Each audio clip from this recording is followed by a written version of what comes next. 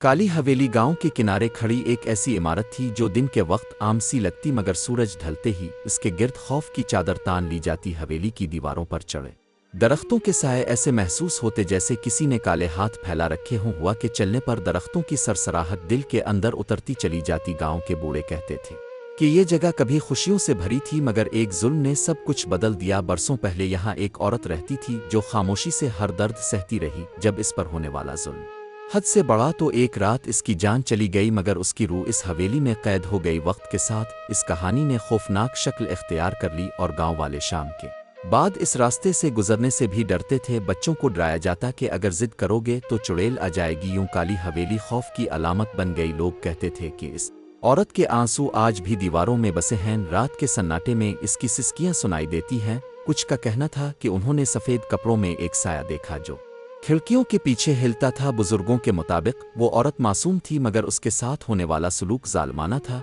इसीलिए इसकी रूह को सुकून ना मिला और वो चुड़ैल बन गई। ये बातें नस्ल दर नस्ल चलती रहें और हर आने वाला उनमें कुछ न कुछ इजाफा करता गया। यूं खौफ एक हकीकत बन गया। गांव के नौजवान उन बातों को वहम समझते थे, मगर दिल के किसी कोने में डर फिर भी मौजूद था। काली हवेली का नाम आते ही माहौल बदल जाता, आवाज़ें धीमी हो जाती और नज़रें झक जाती। एक दिन चार दोस्त आरिफ, सलीम, बिलाल और नईम इकट्ठे बैठे बातें कर रहे थे। बातों बातों में काली हवेली का जिक्र आया। बिलाल ने हंसते हुए कहा कि ये सब कहानियां झूठ हैं। आरिफ ने कहा कि सच जानने का एक ही तरीका है, वहां जाकर देखना। सलीम को डर लग रहा था, मगर वो पीछे हटना नहीं चाहता था। नईम खामोश था, मगर उसके दिल में भी तजस्सुस था। आखिरकार उन्होंने फैसला किया कि वो रात को हवेली जाएंगे ताकि खुद देख सकें कि हकीकत क्या है। इस फैसले के साथ ही उनके दिल तेज धड़कने लगे, मगर जिद ने खौफ पर काबू पा लिया। रात के अंधेरे में चारों दोस्त टार्च लेकर हवेली के दरवाजे तक पहुंचे। दरवाजा चरचराता हुआ खुला। अंदर एक बोसीद बो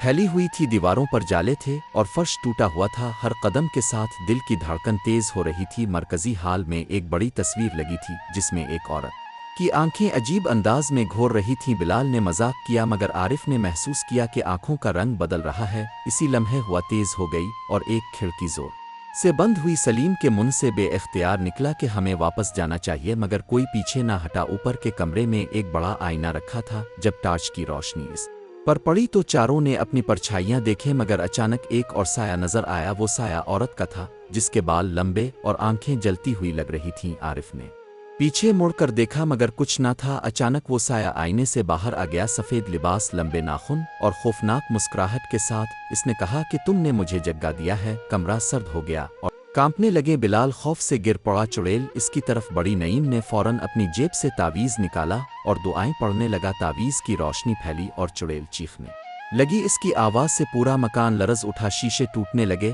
और हर तरफ अंधेरा छा गया। कुछ लम्हों बाद जब रोशनी लौटी तो चुड़ैल गायब थी, मगर दीवार पर खून से लिखा था कि ये मेरा घर है, मैं वापस आऊंगी। चारों दोस्त भागते हुए हवेली से निकले और पीछे मुड़कर नहीं देखा। इस रात के बाद गांव में खौफ और बढ़ गया। दोस्तों ने कसम खाई कि दोबारा वहां नहीं जाएंगे। आज भी लोग कहते हैं कि रात को चीखें सुनाई देती हैं और चुड़ैल अपने अगले शिकार की तलाश में है। सबक यह है कि जुल्म का अंजाम हमेशा खौफ बनकर लूटता है और कुछ जगहें सिर्फ देखने से नहीं बल्कि समझने से बचाई जाती है। तो दोस्तों, हमारी आज की वीडियो आपको कैसी लगी कमेंट में बताना ना भूलिएगा और चैनल को सब्सक्राइब करना ना भूलिएगा।